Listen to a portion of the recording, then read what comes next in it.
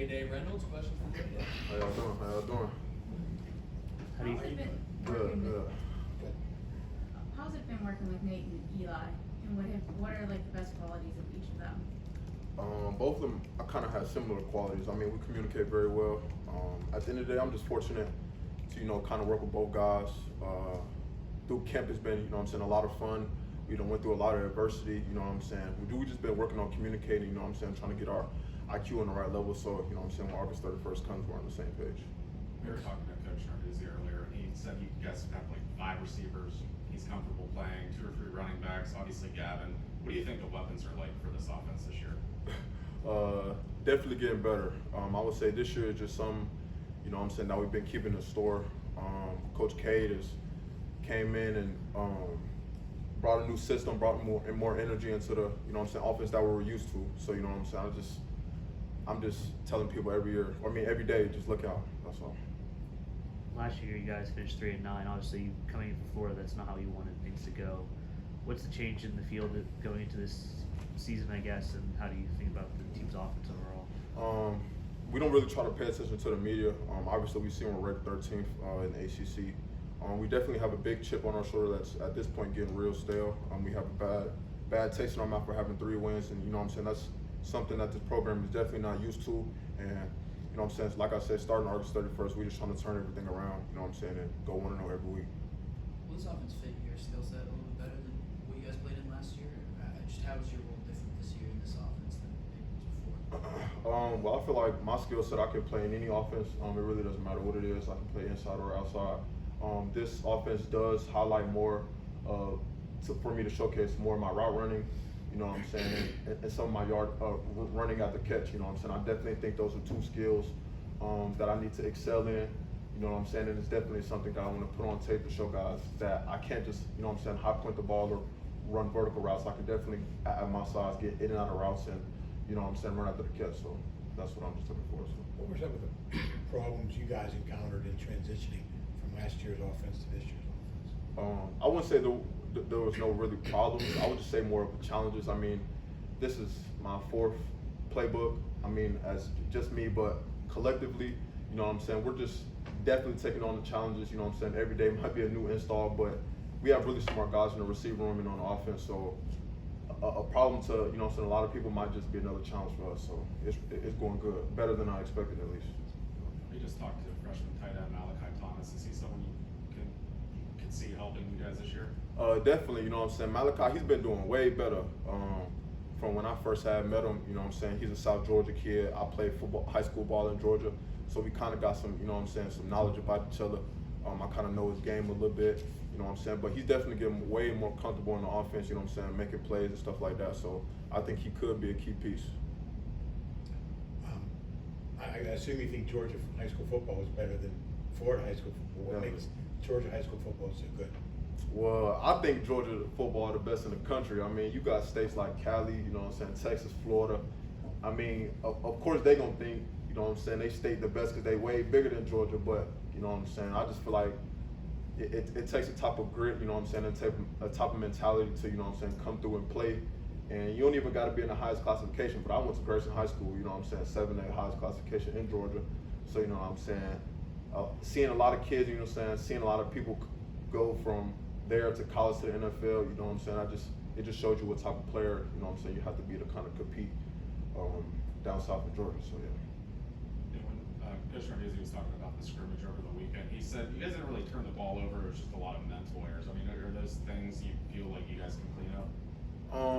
Yeah, definitely. A lot of things that people think are bad things are good things.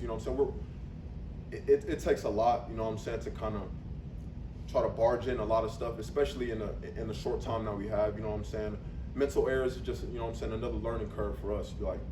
So it's not really nothing bad. It's just, the mental errors, they happen, but at the end of the day, if we don't know something, we just know we're going to play hard, fast, and physical. So at the end of the day, everything works out. So. Outside of some of those mental errors, what are some of the things that the offense is trying to work on and improve on going from the first to the second scrimmage? Definitely playing more fast. Just like I said, even if we play fast, we want to play faster. At the end of the day, and basically just taking care of the ball, you know what I'm saying, doing the right things, making our right reads, and running the right routes, you know what I'm saying, getting to our depth, catching the ball, you know what I'm saying, just communicating with each other. I feel like that's our biggest thing, you know what I'm saying. If one guy knows something and another guy doesn't, we just trying to bring everybody up, you know what I'm saying. Where we're in the huddle, just make sure we communicate to one another, make sure the quarterbacks, everybody all on the same page. Does it seem like you guys are catching the defense a little bit off guard with the fast pace? I wouldn't say obviously, but I mean it's hard for any defense to keep up with a fast-paced offense, especially if we're on the same page and that defense might not be on the same page. I just feel like, especially if we know we're in shape, a lot of teams definitely might not as run on defense hard as the offense, you know what I'm saying, most of the time. So it's going to be hard to keep up regardless of what defense it is. How much has it helped having guys that have been in Coach Bell's offense before on the team, on the offense? It helps a lot actually. You know what I'm saying? I played 3 positions this fall. Well, I didn't play all 3 of the positions, so just kind of having those guys that've been here, it definitely helps a lot, you know what I'm saying? If I don't know something or I'm not too familiar with something, I can always ask if I'm on the field, you know what I'm saying, with those guys. But even if it's somebody who hasn't came from the offense, you know what I'm saying, like Kade, he helps me a lot, you know what I'm saying, I help him a lot. Rather it's just, you know what I'm saying, the running backs, we're just communicating because everybody, you know what I'm saying, at the same day have to be on the same page for the play to work. You know what I'm saying? So whether it's the running backs, the quarterbacks, the receivers, talking to tight ends, you know what I'm saying? Once we all communicate, we're all going to be on the same page and it's all going to work out. So. In your eyes, David, what makes Kade a productive wide receiver? Me and Kade have been knowing each other for a long time. Actually, we played high school ball together. He ain't gonna tell you. He played Kona against me in high school when we played in Georgia. It was a long day for him, but you know what I'm saying. We ain't gonna talk about that, but.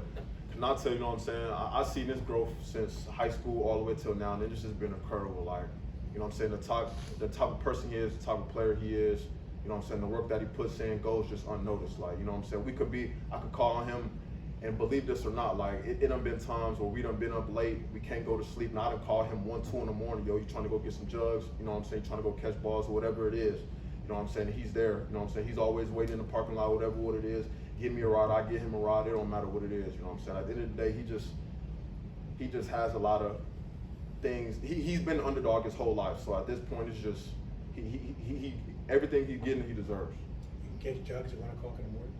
You believe it or not, I mean, we'd rather be catching jugs at 1 o'clock in the morning than doing something we ain't supposed to be doing. So, you know what I'm saying? We just, at the end of the day, we just love the game of football. So we trying to do any little thing to, you know what I'm saying, boost and elevate our game because we hate being complacent, you know what I'm saying? When that time comes, we might not have gotten the opportunities now, you know what I'm saying? Last year we won 3 games, but whenever that time comes, just know we'll be able to, you know what I'm saying, make that play. So you competed against him in high school? Mm-hmm. Did you cover him or did he cover you? Nah, so I played both ways in high school. At high school, I was ranked as an athlete. I played safety and receiver, but he played corner too. I guess, you know how a guy that's going against a top guy, I guess they try to put their best guy on whoever the top is, regardless of the position. So yeah, they tried and it was the first play of the game and it went for 6. But you know what I'm saying? He was covering you? Yes, he was covering me. I mean, but they actually took it off my huddle film. I don't know what's wrong with my huddle film, but whenever you type in Central Gwinnett versus the Cula and you can see a play on huddle, you're gonna see who went on top. I have to do that. Yeah, definitely. Anything final? Did it, thank you.